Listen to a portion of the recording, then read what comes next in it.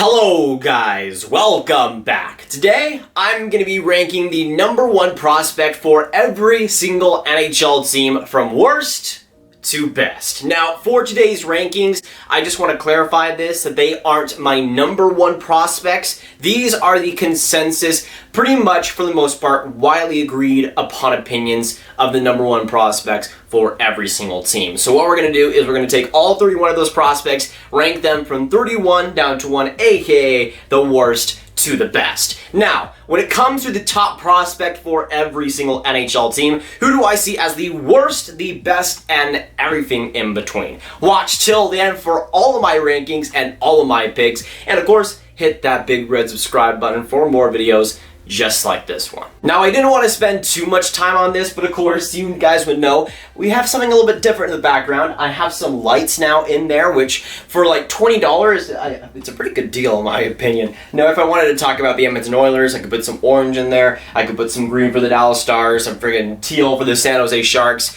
Let me know what you guys think of that. Right now, it's on 28% brightness, now it's 100%, and now it is 10%. Let me know what looks the best to you in the comments down below so I can get a feel of what I'm doing here. Now, getting back on the topic at hand, I'm just going to put some green up there right now.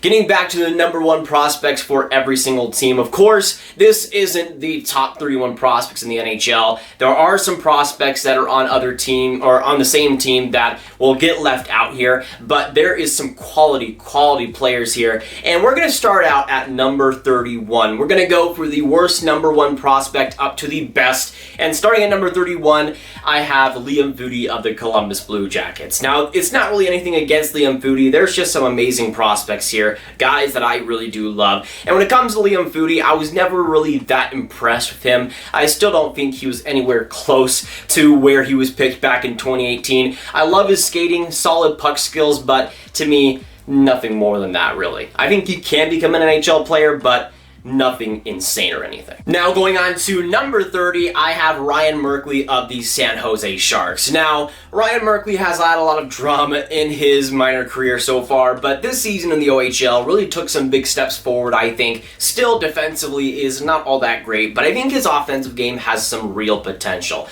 I think that's the type of guy that will either be a top 4 defenseman for the Sharks or will be absolutely nothing. And with his offensive style, I'm not sure he helps San Jose too much, but at the same time, the talent is there to become an NHL defenseman if his offensive skills continue to improve.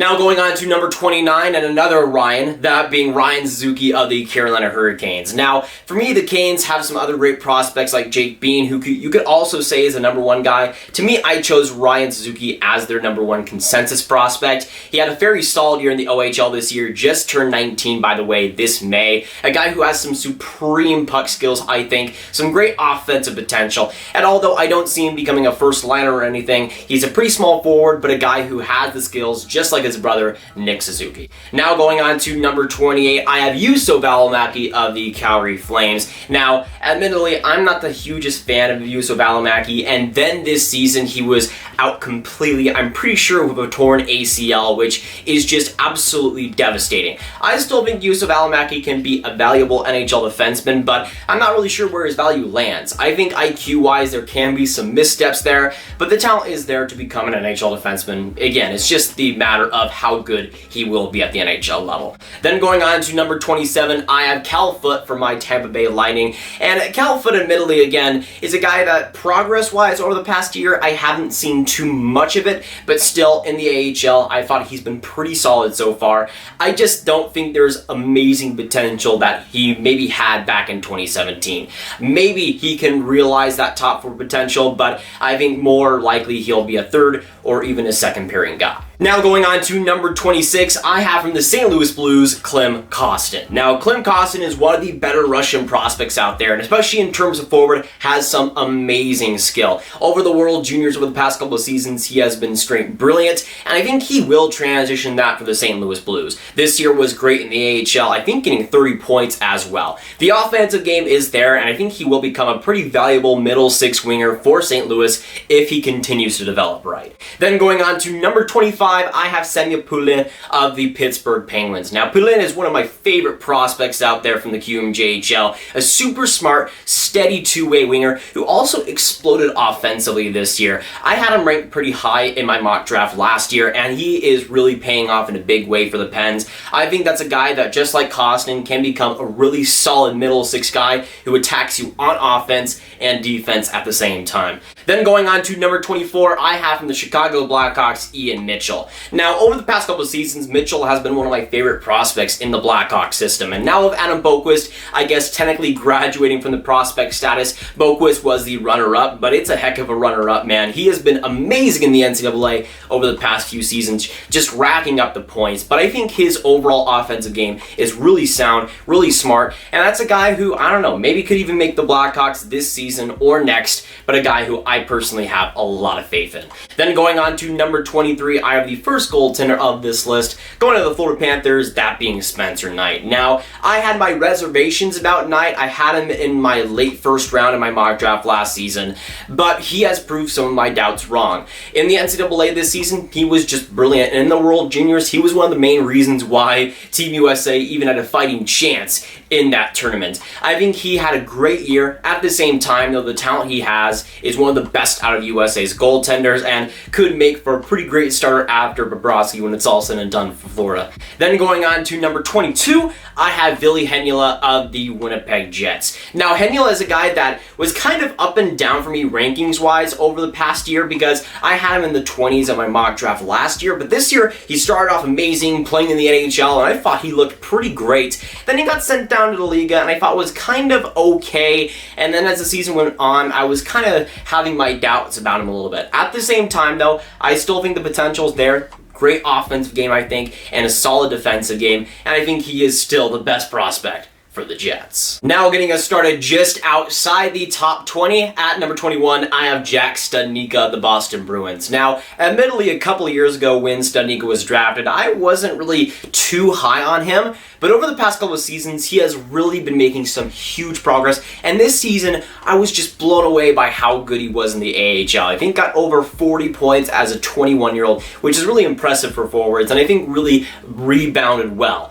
I think Studnicka is a guy that can become potentially a top 6 center for the Bruins, maybe as a number 2 seed, but right now making some excellent progress and is on his way to become a regular for the Bruins. Now going on to number 20, I have from the Nashville Predators, Philip Tomasino. Now, Philip Tomasino is a guy that I was really high on in last year's draft, and so far has looked really good in my opinion. Had a little bit of a weird season getting traded midway, but I still think that's a guy that, with some more OHL seasoning, can become a great top 6 guy for the Preds. Then going on to number 19, I have from the Ottawa Senators, Erik Brannstrom. Now, in my defenseman prospects video a few months back, I kind of had him as a graduation, but then when I looked at a situation, he didn't really graduate from a prospect. I was just kind of making that up to have some more prospects in the top 10, so I don't know what I was thinking there. Still, I think right now he is the best Sens prospect, and I think he's a guy that does bring a lot. Offensively has some amazing potential with his skating, with his puck skills, and his IQ. I think that's a guy that Ottawa can mold into a top 2 defenseman, and alongside Thomas Chabot would be nasty as well. Then going on to number 18, I have from my Dallas Stars, Thomas Harley. Now, Thomas Harley has made some big moves over the past year. I wasn't overly excited about the pick when it happened last year, but over this season, he has been changing my mind quite a bit with his amazing puck skills, solid skating. I think that's a guy that honestly just has a lot to give, and I don't know, we've seen some reports also that he might also make the Stars next season, which gets me pretty hyped, I must say. Now going on to number 17, I have from the Edmonton Oilers, Evan Bouchard. Now, when Evan Bouchard was drafted back in 2018, I wasn't a huge fan of the pick, but ever since then, throughout the OHL and the AHL, to me, he has made some big improvements in his weaknesses, in his skating consistency, in his defensive game. I've seen some real improvements there, and although I wasn't a big fan of Bouchard in the first place, he has been quickly rising in my prospect rankings since then, and again, for the gripes I had against him, he has done a lot to negate those, so I don't really have too many problems with him anymore. Then going on to number 16, I have the last goaltender in this list, Ilya Sorokin from the New York Islanders. Now, Ilya Sorokin is a guy that at points I have preferred over Igor Shesterkin, and we've seen how good Shesterkin has been in the NHL, so I think Sorokin is a guy that once he comes over from the Islanders will have a big role with them as well. I think he will replace Thomas Greiss almost, which is crazy to think about with how good Greiss was just a year ago. But I think Sorokin is a guy who will have a big time impact for the Islanders and will be their goaltender of the future. Then going on to number 15, inside the top 15, I have Nils Lunqvist from the New York Rangers. Now, Lunqvist is a guy that also, like Bouchard, I think has made some big strides since he was drafted back in 2018. I think his overall game has taken some major upgrades, and in the SHL this year, that progress really was shown. He was just a beast all year long, always heading up the offense in the impact, and was just overall a great player in Sweden.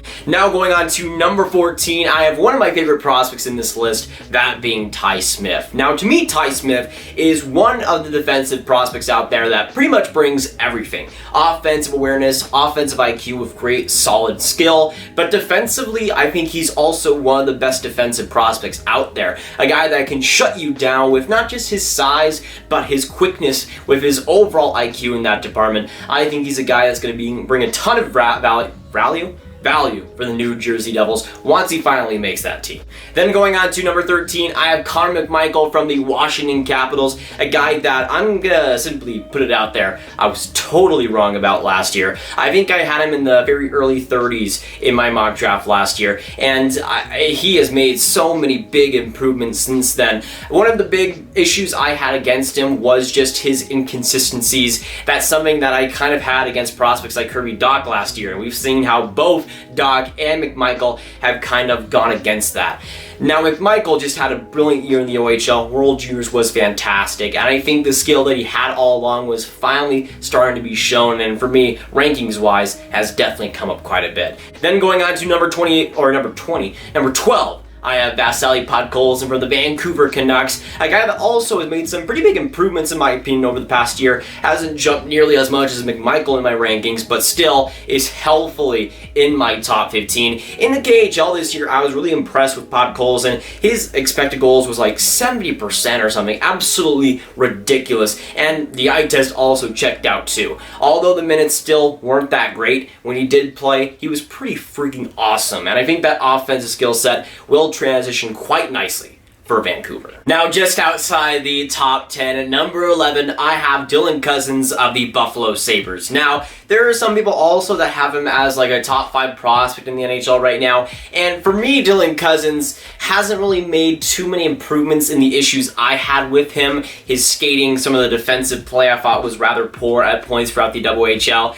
and I still think there is some major improvements that need to be made. But at the same time, offensively, he had a great year, and I think for the Buffalo Sabres, he can become a very solid and nice second line center if they use him that way, even though he could play wing if they decide to go that route. Then going inside officially into the top 10, coming in at number 10, I had Peyton Krebs from the Vegas Golden Knights. One of my favorite players from the 2019 draft, had a slow start to the year, obviously because he was injured, but as he finally started to get going throughout the year, I was really impressed by how he was playing. When he is healthy though, he is a very energetic, very speedy, very smart winger who I think can do a lot of different things. I think can also play center for the Vegas Golden Knights if need be. I think at the same time though, he can become a pretty nice second line center or second line winger if Vegas goes that route. But at the same time, the offense is there, the tenacity is there, and he can still learn from Mark Stone too, which is pretty much the best case scenario for them. Then going at number 9 with the Philadelphia Flyers, I have Morgan Frost. Now, Morgan Frost is definitely one of the best offensive prospects in this list.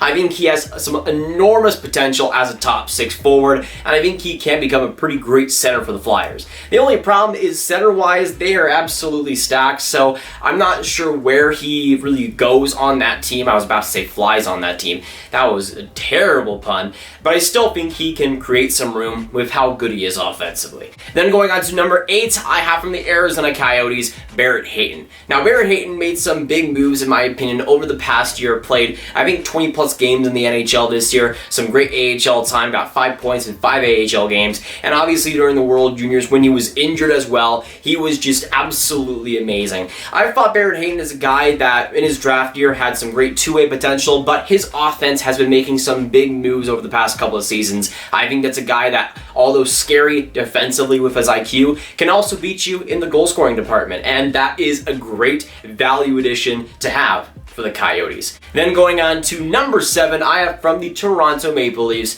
Rasmus Sandin. Now, Rasmus Sandin throughout the NHL this year wasn't all too amazing, but I feel like with his AHL time, it's just a matter of time before he just explodes with the Toronto Maple Leafs. I think that's a player that defensively is very sound, but offensively has some amazing tools, and I'm just hoping he can provide some defense for the Leafs, because at this point, there's nothing really much there besides Morgan Rielly and maybe like Travis Dermott. Then going on to number 6, I have from the Colorado Avalanche, Bowen Byram. Now, I've seen a lot of people just absolutely downpour on him this season, and I will admit, again, this season was not all too great for Byram, especially to begin. But once the World Juniors passed and once he got into the second half, he was just brilliant in the WHL. I thought made some amazing strides in that department, especially defensively. I thought also was a lot better, and in my opinion, I think the Colorado Avalanche just said to Bowen, work on your defense throughout the WHL that year, and I think he definitely did. If he goes in next season with those defensive abilities on top of his offensive skills, I think that's a guy that two-way wise can become an absolute monster. Then going on to number 5, the best defenseman in this list, I have Moritz Seider from the Detroit Red Wings. Now, it is pretty close between Moritz Seider and Bowen Byram, but I got to see a lot more footage from him from the AHL this year, and I thought his maturity level was just off the charts already. Obviously in the World Juniors was as good as the rest of them, and I think that's a guy that was so good already that you have to put him in the top 10 at least. To me, that is Detroit's best prospect, and for a very good reason. Now going on to number 4, I have Cole Caufield from the Montreal Canadiens, the best sniper for the Habs at the very least, and one of the best in this entire list. I think that's a guy that had a brilliant NCAA season, was just absolutely terrific, and I think that's a guy that could definitely make an impact potentially for them next season as well. He might need some AHL seasoning, but I think that's a guy that in no time will be scoring a bunch of goals for Montreal. Then going on to number 3, I have Alex Turcotte from the LA Kings, a guy who was number 2, I think, in my top 10 prospects or something a few months ago, but Turcotte is a guy that, although at number 3, I still love a lot, and he didn't have the greatest season. That's the thing. He kind of had more of a Bowen Byram season than like Jack Hughes or a Kirby Dach being in the NHL. To me, Alex Turcotte still has a ton of value to bring in his offensive IQ and his just general IQ. I think defensively he is still one of the better prospects from 2019, and although there is obviously some things to work out, I still think the talent is absolutely there to become at least a top 6 center in the NHL someday. Then going on to number 2, just before number 1, I have Trevor Zegras from the Anaheim Ducks, and just like Moritz Seider, I got to see some new footage from Trevor Zegras over the course of this NCAA season, and the more I watched, the more I loved. I already love Zegras from the last draft. I had him number 5 in my rankings, but Zegras just continues to improve and continues to impress. He was just brilliant offensively. Obviously at the World Juniors, with the spotlight on him, he was magnificent as well, and I think the future is so bright for him in Anaheim, and the potential to become a number 1 center I think is absolutely there. Then going on to my best prospect in hockey and the best number 1 prospect in this list, that being Kirill Kaprizov of the Minnesota Wild. At this point, he is the best prospect in my opinion in the NHL, even though he is a lot older and kind of like Connor McDavid age. I still think in the KHL he's been one of the best players consistently, and that is not easy to do. With his supreme offensive potential, that's a guy who I think can become one of the best, if not maybe even one of the best Russian players in the NHL, and I think that's just a guy that, no matter the time, no matter the place, I think will be fantastic right off the bat for the Wild, and it's a good time to sign him. Next season will be really exciting with Kaprizov, and I think he could totally win that Calder Trophy. alongside that race with Alexis Lafreniere. But that'll be it for my rankings here today, boys, from worst to best. Hopefully you guys did enjoy. If you did, make sure you hit that like button, hit that subscribe button, and hit that notification bell if you haven't already. Comment down below all your thoughts on my rankings, what you agree and disagree with, and also let me know your rankings down in the comments down below. Would love to know all your thoughts. Make sure you share this video with friends, get it out there, boys, and click on this card for all my predictions and picks videos right in one playlist. My name is Nathan. I love you guys. And again, let me know what you think of the Blights right now, because I need to know. And I'll see you guys next video or stream. Goodbye.